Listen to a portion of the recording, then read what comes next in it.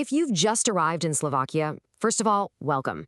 We know this is a really overwhelming time, so think of this as your calm, clear guide to the most important first steps you need to take, right now. There's so much information flying around, and honestly, it can be really confusing. We're going to cut through all that noise and focus only on what you absolutely have to do to secure your stay and get the services you need. So let's dive right in. So here's our game plan. We'll start with your legal status. That's the foundation for everything. Then we'll talk about a really critical new ID card rule, cover some immediate reporting tasks, and then get into the new reality of housing support. We'll also define who counts as vulnerable, and we'll wrap it all up with a simple action checklist for you.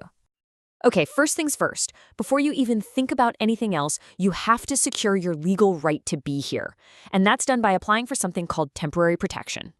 Temporary protection, or as you'll see it in Slovak, Dočasné útočisko, is basically your golden ticket.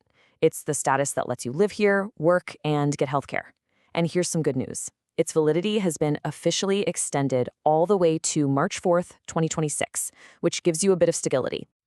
So, how do you get it? It's a three-step dance. First, you've got to fill out the registration form online. Seriously, do this first. It saves so much time. Second, and listen, this is crucial, you must book an appointment online. You can't just show up anymore. And finally, you'll go to your appointment with your documents and they'll take your fingerprints. All right, let's move on to our second topic. There's a major new rule about ID cards that you absolutely have to know about. This is a really critical change that came into effect in 2025. So the whole system has changed. It used to be that the paper certificate you got for temporary protection was enough. Well, not anymore. Now that paper certificate is just step one. After you get it, it is absolutely mandatory to apply for a physical plastic residence card. It is not optional. And this is the number you need to remember, 90. You have exactly 90 days from the moment you get that paper certificate to apply for the new plastic ID card, not a day more. So, and I can't stress this enough, do not miss this deadline.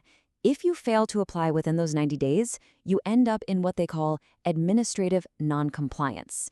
It might not cancel your protection right away, but trust me, it will cause you some serious legal headaches down the line. Okay, so once you've started the process for your legal status, there are two other immediate tasks you need to knock out in your first few days, and these are really time sensitive. Right, your to-do list. First, you have to report your address to the authorities within just 3 working days. Now, hotels usually handle this for you, but if you're in private accommodation, it's all on you. Second, you need to register with a health insurance company. This is basically just paperwork so that when you see a doctor, they can build a system correctly for your care. Now, let's talk about housing. The way state support works has changed in a big way, and it's really important to understand these new rules so you don't get any nasty surprises. Here's how the new timeline breaks down.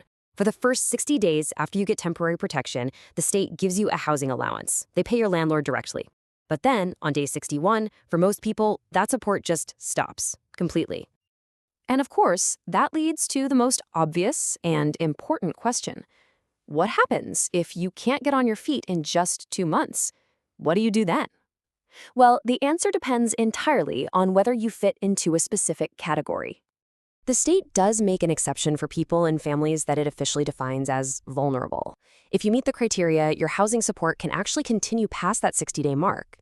So who qualifies? The categories are very specific.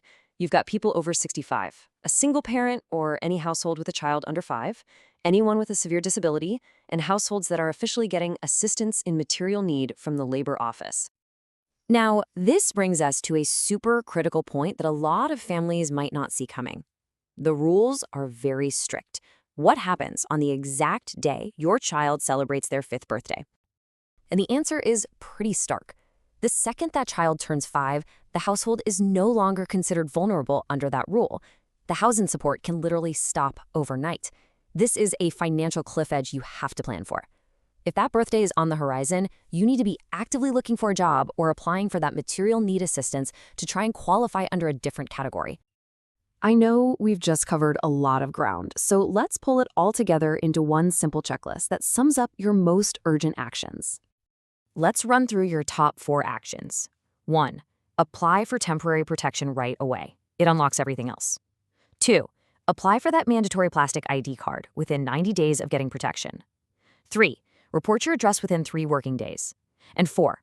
Figure out your housing vulnerability status and have a plan before that 60-day clock runs out. Look, just getting through these first administrative steps is a massive accomplishment. You're building the legal and practical foundation for your life here. Taking these steps is all about securing your present, so you can finally start to focus on building your future.